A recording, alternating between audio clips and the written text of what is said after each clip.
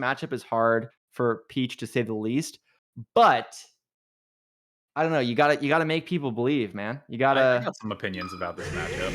All right, let's hear them. Well, tell me. I have a pretty famous video titled yes, Peach's 60-40, and that's okay. But it depends on who you ask, I think. I mean, Laud was a player that I kind of surveyed pretty heavily when it came to this matchup because of the wins that he had over HBox, and he seemed pretty confident that Peach could go the distance against a character like this.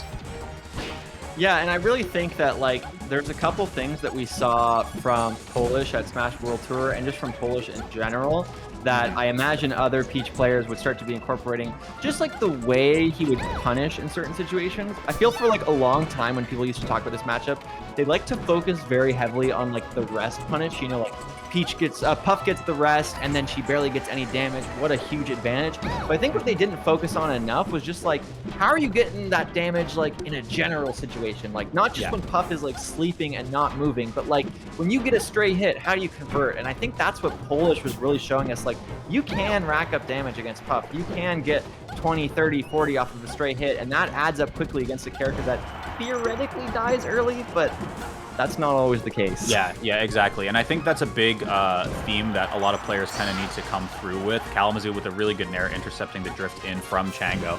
But a matchup like this, it's about a really strong understanding that when you are playing Peach, like that down smash, for instance, is an insane punish. If you get 30%, that's a huge neutral win for you right there. And you kind of cut your losses, go back, and say, like, I will win neutral again, and eventually you'll die for it.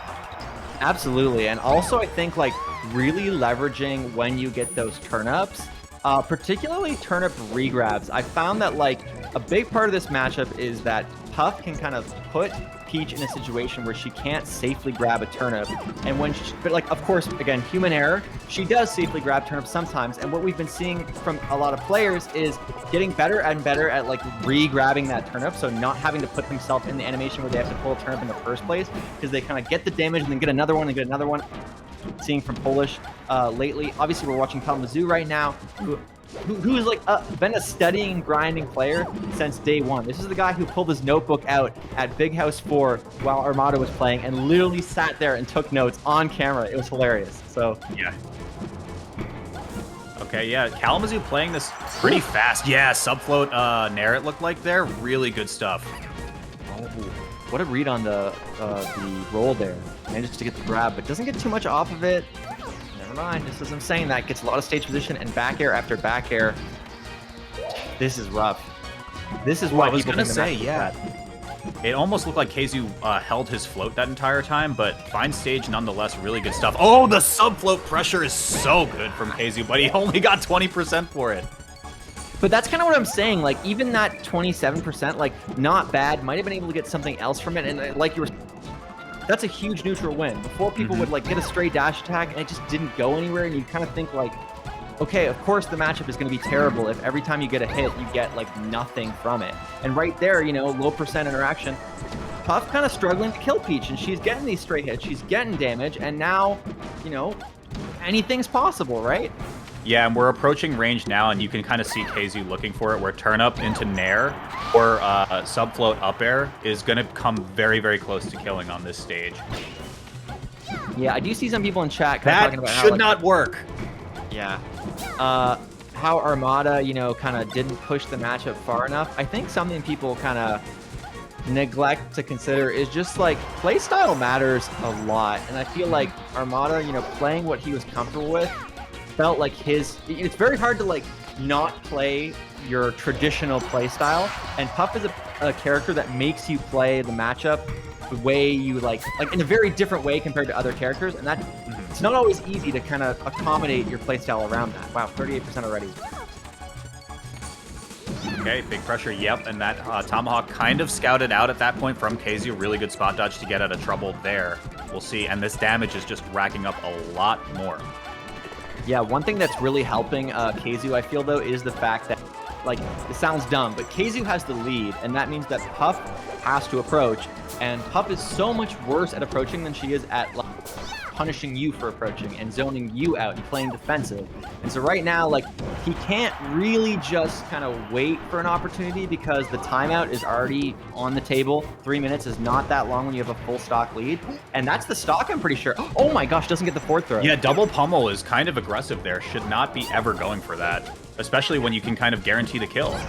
Yeah, like, it's possible that he needed the pummel just to get that extra bit of damage. But either way, very clean game from Kalamazhu, showing that he is familiar with the matchup and able to do it even against a player who is equally familiar with the matchup, you know, playing people like Bladewise and stuff. So, wow. Yeah.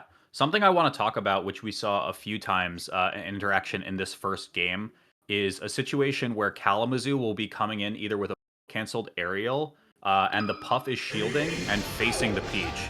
A lot of the times when I said that that shouldn't work, Puff forward roll is invulnerable enough that you can just roll through most of Peach flow cancel aerial strings in that flow cancel aerial double jab, flow cancel aerial grab. A lot of those things just straight up don't work because Puff forward roll is invulnerable on frame 2 as opposed to the rest of the cast, or most of the cast rather, which is invulnerable starting on frame 4. So a lot of times in those specific situations, look out for if Chango is facing the Peach or not, and then that kind of dictates how the shield pressure works.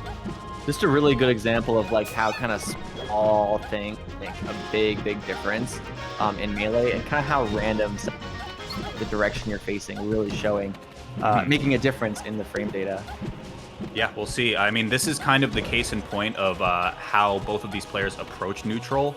We'll see a lot of sub-float, hyper-float setups from the Peach because up air will start killing it probably like 90, 100 pretty easily. And then we kind of have to see just, this is classic for Chango. Just wall out with back air, find your opening, and then eventually you can get a kill off of the Peach if she expends float early and you can kill her with up air. Absolutely. I'm noticing that like Kazu is really not that grab style that we see from Polish. It doesn't seem to kind of care so much about the turnip pressure as he cares about aerial pressure, which, you know, is just a stylistic thing. Like the value you're going to get, obviously in this case, he wants that Nair combo if you DI in on the turnip. But yeah, it you know, really does kind of show the difference. That was a very unsafe turnip pull and doesn't get punished for it at all. Yeah, and at this percent now, I mean, Kazu's looking for just basically drop in Nair, forward air if he can manage it, and then up air is kind of the kill moves of choice. Yeah, I do like that Chango recognizing that he's at kill percent and recognizing that Kazu is looking for that kill. He's kind of fishing a little bit. He's saying like, or like rather, Kazu is kind of fishing and Chango is down for him to try to do that, try to force it a bit. So he got a lot of value and actually took the stock first, I feel, because Kazu was a bit too obvious. He wasn't kind of saying, you know what, if I get the stray hit, I get the stray hit. He was always going for those kill setups, which at this point, like, it's pretty much any solid aerial hit, but like, just playing a little bit more patient can go a long way. Good. Yeah, and that's the exact aerial string that I'm talking about with the Puff back to Peach. There's not a lot that can be done there because even forward roll, Peach can just scout that out exactly with float. Dude, that was actually so much pressure. Peach is one of those characters, man, that like on a technical level can do so much. The one thing that we haven't really seen from this set, it doesn't seem like he's a very rest heavy Puff, is rest, and 19%, if you do something like a tomahawk up tilt, you could, you know, suddenly kind of seal this game. Even now, like being at low percent, you can kind of force openings. He's fishing right now. Could have even gone for a rest there. Yeah, and as we speak it, Radar, only one stock gone from each of these players. They're very much on pace for a timeout here. Yeah, dash attack, also a really dangerous option. Of course, the timeout, like you say, just always going to be in play in this matchup, and this is very close. I think whoever gets that kind of initial lead will be able to kind of push it forward, and right now, 10%, not really enough to do it. Spacing, they're both playing around the shield so carefully. Yeah, Kalamazhu kind of playing a bit more aggressive right now, knowing that the shield is kind of being held in Peach's hands. I think Chango recognizing that as well. Shield pokes can potentially come into play shortly, but now the shield's refreshed. Yeah, this is this kind of tricky percent where I don't think there's really a kill setup available for Peach, so she kind of has to rack up damage. And, you know, turnip's not a bad way to do that, but of course you have to commit to pulling a turnip in the first place. That's why we see the Nair spam there. Just kind of like, there's nothing but just getting a single hit that'll really kind of set things up safely. And Nair is one of the more safe moves that Peach has available to her.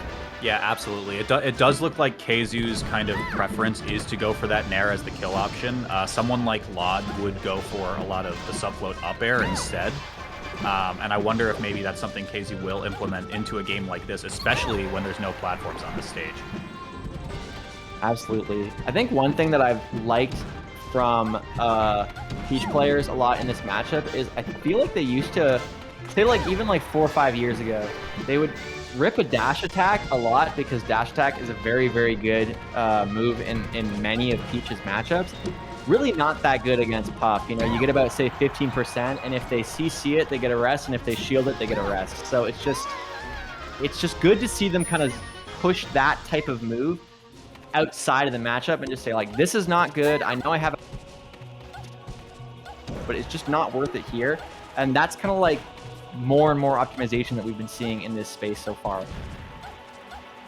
Okay, yes, slowly but surely the advantage is going over to Keizu here.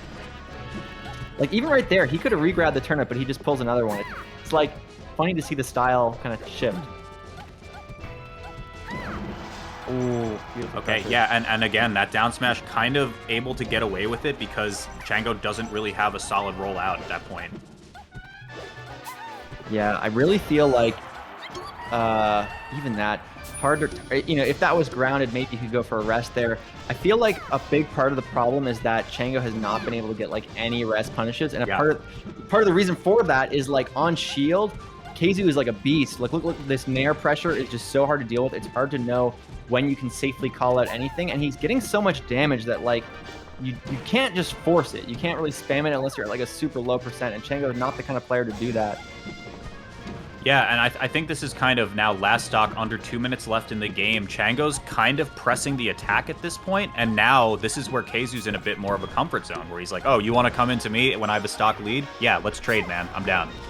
Absolutely, and it almost looks like it's funny. This was Chango's counter pick, a counter pick that I like. I think like Puff in a lot of ways because she can kind of stay in the air in a way that Peach kind of can't as effectively, and yet, you know, Keizu is just making it work. He's making it look like it's a good stage for Peach, actually. And even safely getting off the ledge, like a place where Peach really struggles to escape. And that's going to, I thought that was going to be the game, but a little too low on the percent. This next hit next is Nair really potentially kills right there. Up air certainly kills as well, but this is hard. Yeah, forward throw maybe, but mash out in time. It's really challenging, especially at this point, because you have to consider basically the clock being 10 seconds less than what it is right now. Because kill off the top, let's say, plus full weight from Keizu, yeah, and that's going to do it. I mean, at the end of the day, if you were to take the matchup out of the equation, who's a better player, Kalamazhu or Chango? I think most people would say Kalamazhu. So it's not surprising to see Keizu like, you know, win in a definitive fashion. But the reason it's still so impressive is that it felt like he had a very good handle on the matchup where someone, well, I would say Chango is like pretty experienced in that matchup. Sure. So really good stuff from Keizu. Yeah, I want to say the biggest defining factor for a matchup like this was I don't think there was ever a point where Chango took the lead. And then this would be a very, very, very different story if Chango was up in stocks versus him playing from behind for the duration of that set.